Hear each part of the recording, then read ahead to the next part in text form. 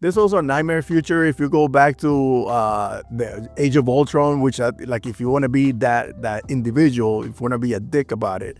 What's going on, guys? Today I have another video, a little recap about everything that happened in the DCU. I have my little earbuds because last time I kind of messed up with the sound. So this time I want to make sure that I don't mess up because I don't, like I said in the last time, I like this format because I don't have to edit a lot. So I'm just going to go through everything that I want to talk about in this video. So let's get started. Yes, so Creature Commando is already official, it's certified fresh, and it's of course it's expected because that show is freaking great. I know I was supposed to do a little review, but I didn't have time. My 2 cents is 8.5. I thought it was really good. The action sequence, I love the bride. The bride is my favorite by far. I thought the action and backstory is really good. I like the fact that they do take in every episode and they're giving you a backstory of each one of them. The very first episode was kind of slow, so it was a good idea that they included.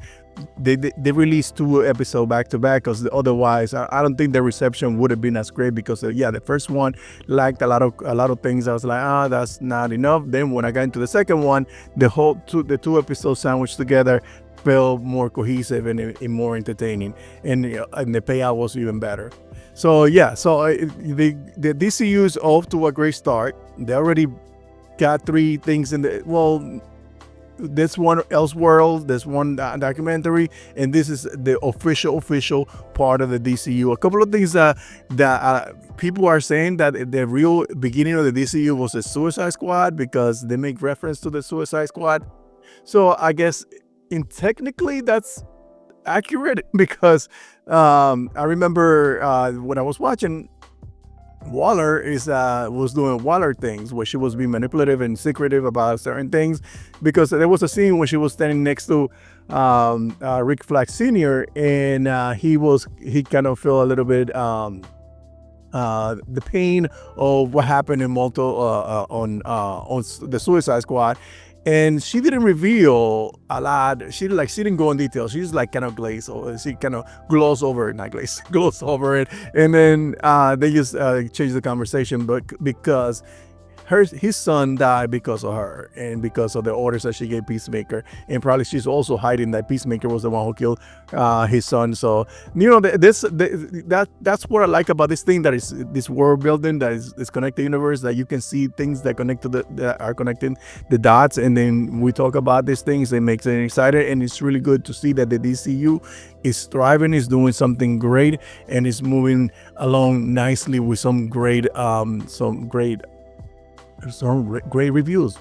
I mean, you might not care about Rotten Tomatoes, but the general audience, they kind of, that's the way they test the waters. Is this good? We're gonna watch it. Okay, let's go watch it. It's getting great reviews. And another thing is that the streaming service, HBO Max, whatever you want to call it, right now that show is number 2 for an animated series.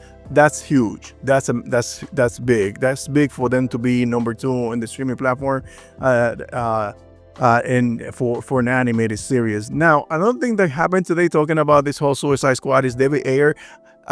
He went like balls to the walls crazy about releasing a lot of stuff behind the scenes and stuff about his Ayer cut. Listen, I'm always been supportive of David Ayer. He's a nice guy. I think because he put a product out, he worked extensive hours to get this film made. I think he should be allowed to see his true vision fully realized and put it out there for people to see it. So if James Gunn is watching this, give the man a chance. Give him $1 million to whatever it is, a couple of $1 million to finish his product and put it on Max or streaming or on VOD or whatever it is. People, I know there is a history about the Snyder cultists who are gonna take this because I'm sure that movie is far superior than the one that we've seen. But I said one time, listen, he took the money and went in and make a couple of changes and worked on the movie and finished it and did what the studio did. So his situation is a little bit different from what happened to Snyder. That's why I was always being like, that's a different situation. But still, nevertheless, as a person who invested, as a director who didn't get his vision fully realized, I do support him getting the Ayer cut out, even though that could also open up another kind of worms where you have all these crazy nut jobs and from the Snyder cultists saying restore the Snyderverse, this is better, blah blah blah blah blah. You know how it goes.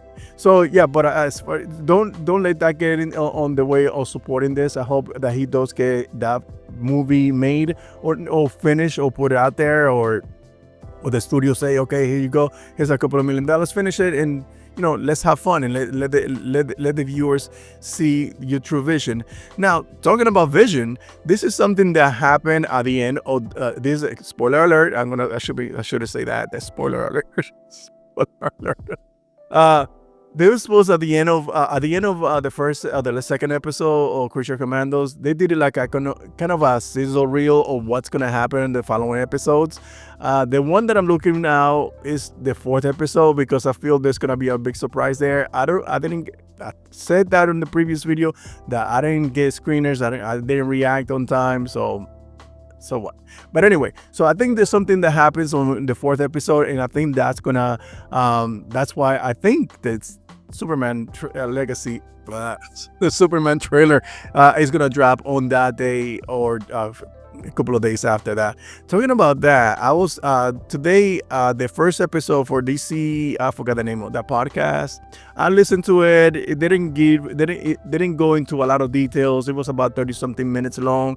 It's a good start, but it feels like it needs a little bit of work because in all reality, there's not a lot of content out there for DC. So other than the news that we kind of tease or we talk about or rumors, that's pretty much that.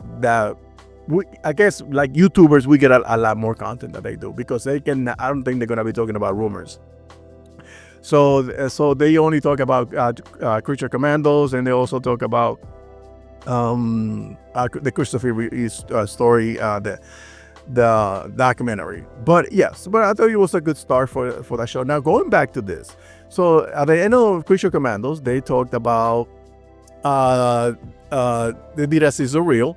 And in the sizzle reel, they show this little shot where they tease kind of a nightmare future, something similar to what Snyder did, something that's been done on the animated and DCAU. And the DCAU, I cannot say that. But yeah, so we've seen an animated version of the Knightmare future. There's also a Nightmare future if you go back to the Age of Ultron, which like if you want to be that individual, if you want to be a dick about it. The first Nightmare future film, CBM Films, was on that film, on the Age of Ultron, where Tony Stark saw the future and saw all the Avengers dead and all that nonsense, which came out in 2015, and then a year later we saw the Nightmare future on Zack Snyder's BVS. So this is not an uncommon thing that happens on this medium when it comes to CBMs. It happens in the animated, it happens in cartoons. I said the same thing twice. It happens in comics. It happens in films. It's fine. It's cool when you see it. So you have this Snyder cultist going off on saying, well, why is he doing this? Or, oh, he's taking shots at Christianity. Like, no, he's not. Because when Snyder did it, you didn't lose your shit over it. And now you want to be an asshole and say something negative about James Gunn? And like, go yourself. Is that clear? Yeah, there. So anyway, so that's what I'm saying. Like you cannot. One of the things that have kind of turned me away from anything that had to do with Snyder, and I love Zack Snyder and his movies, but it has turned me away from anything supporting anything that related to like I'm a silent supporter because of what those assholes are turning this whole thing into, where you want the DCU to thrive.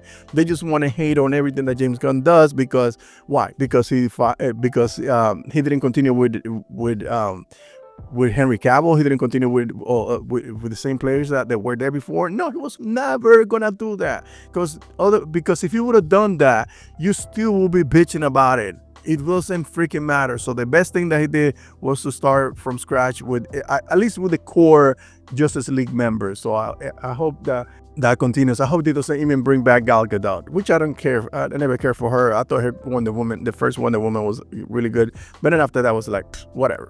Anyway, well, it was the second one. And to be fair, like if you think about this, like if you say that, well, that would have been successful, how come was not the Flash successful? The Flash had Aquaman. Did it have Aquaman? No, I know it had Batman, Ben Affleck, which is a popular Batman. It had Wonder Woman, and it still didn't make not even. It lost money. It lost millions of dollars. So in Shazam: Fury of the Gods had Gal Gadot. It didn't make a lot of money either. So this notion that having this individual play these characters was gonna be the winning sauce. No, it wasn't. It was already a failing universe. So I cannot continue to get behind that universe. Let this man cook. Let him bring forward whatever that he's working right now. Anyway, so in talking about on the same vein, this is something that he said during in this week. I think it was in the Happy Sad podcast. He said this is about connect the universe. We are world building. We're not story building. We're not writing one story that has a beginning, a middle, and an end. And this is to me, this makes total sense, because the thing is that, like the Infinity Saga, that was, to me, that was perfect. But after the Infinity Saga, and this is not to criticize Marvel. After the Infinity Saga, Marvel has been hurting. They have not been hit in the same way. But having this thing where it's not about a big specific story, it makes more sense to me, where you have different tones, different films. Yeah, there's connectivity because they all exist in the same universe, in the same, the same connected universe, where you're going to have Paradise Lost, and you're going to have a movie that is set in the past with Sergeant Rock, but they are connected, Swamp Thing, and also different animation styles. Like, because right now we got this, I think it was the dynamic duo, which is gonna be like stock animation, but a different, new form of stock animation.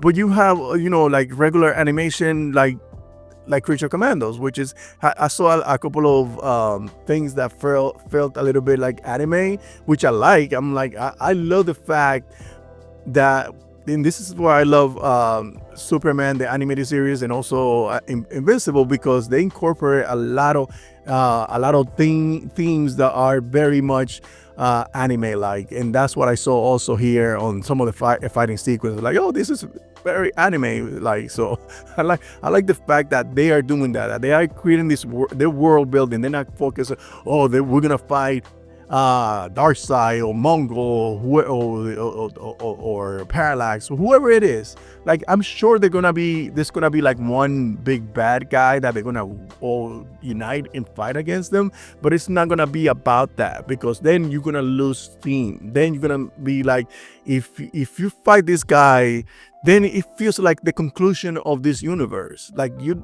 don't do that. Like, don't kill him. Let him go back and let him win sometimes, and then fight him again, beat him, and then he goes back, and then he keeps fighting. Don't, like, because that's how it happens in the comic books.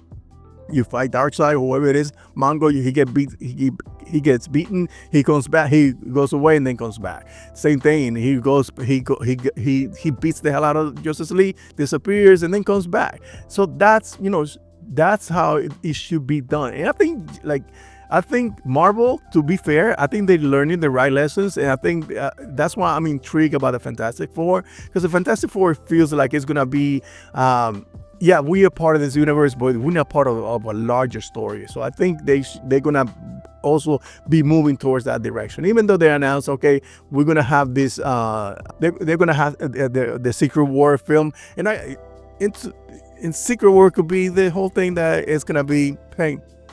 They're gonna reboot the whole thing. But anyway, so so I like the fact that they are thinking about this. They're thinking about this universe in this way, so that way you don't think that, okay, they're gonna fight the center, which is rumored to be like the big baddie or the big bad or this face.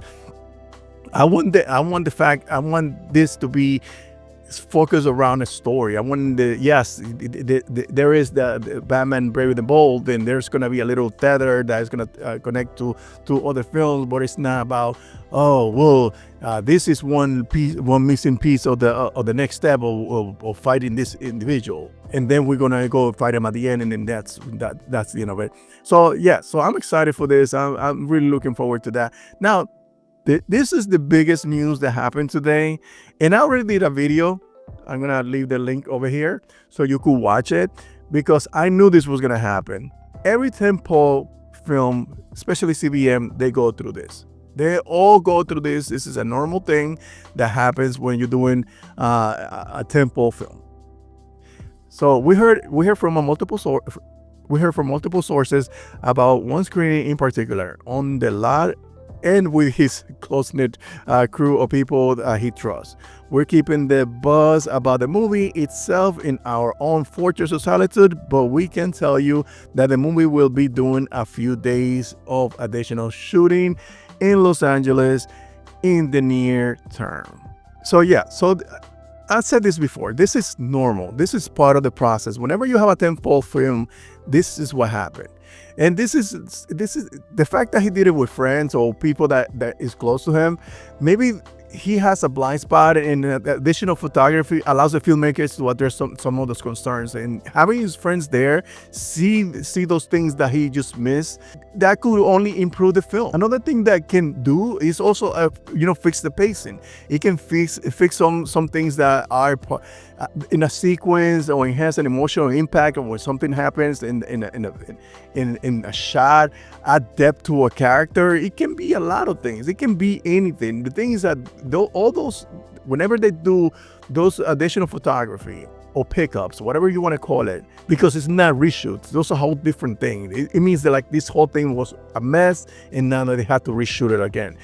Additional photography is to enhance the existing product, to add a little piece of information that probably was missing. It could be that the second unit director shot something and he was like, that's not what I wanted. I wanted like this, and he can go back in there and fix the problem. And these things happen usually when they edit in the editing process. They see or they can something like my spark to say, hey, what if we insert this little shot here to make the sequence, run smoother? Those things are part of the process, and they can be doing that.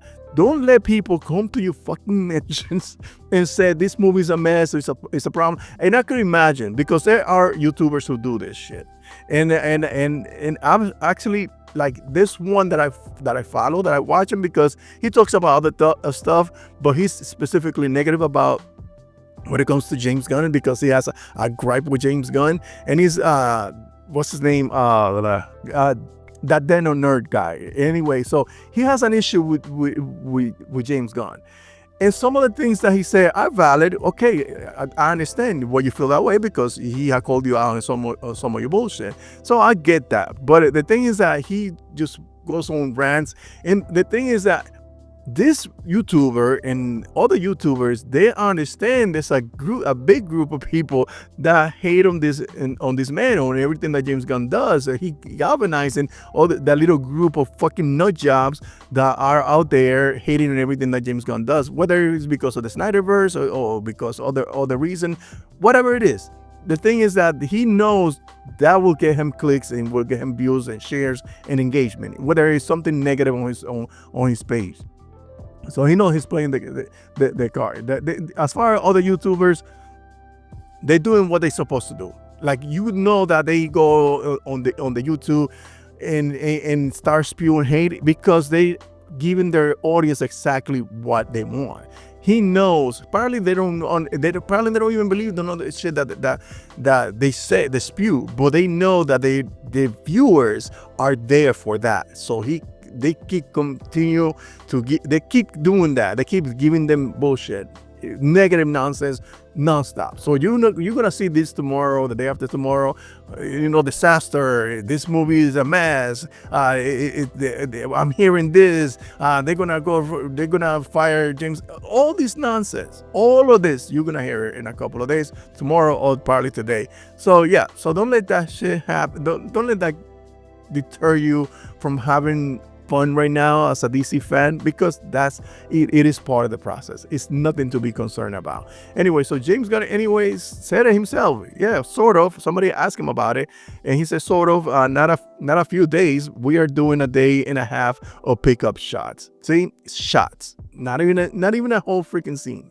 So pickup shots, not scenes, not reshoots, just a handful of individual shots to enhance the film. So it is exactly what I said. It's just this one little shot that can enhance or connect a little sequence, because sometimes like you watching a film, I don't know if you watch Tenet, there were shots that were they cut off in the middle of it, and then all of a sudden you're in a different spot. Like there has to feel some cohesion when it goes from one scene to another. And sometimes these things, like you don't see them until you are there editing the film, which is in the process of. He's currently in the process of editing the film, so that's pretty much why he's able to pick up on those things now. And he said, all these things are baked into the production. Like whenever these tempo films are made, they're baked into the production. When are we gonna do? They even schedule ahead of time. When are we gonna do pickups? Oh, on this date. If they're not needed, then they just cancel it and they save the money. But if they do, they take advantage of it, and they take the shots that they need. And he hasn't done. Look, this is somebody asked him on social media about this. He said reshoots can also add a lot of reshoots can also add a lot of on time too. And he said, I didn't know. I don't know. I've done a total of 1 day of reshoots in my past 2 films combined. So it's not a thing that he does all the time. But this movie, I'm sure, is massive. He's introducing new technology. He's working with big actors. This is a movie that is supposed to hit all the right notes. So he's leaving nothing to chance and want to make sure that everything's perfect. So guys, that's all I have. Make sure to subscribe, share this content with everybody. Make sure to leave a comment in the comment section. Hit the like, thumbs up. Till next time, never let your die. Peace.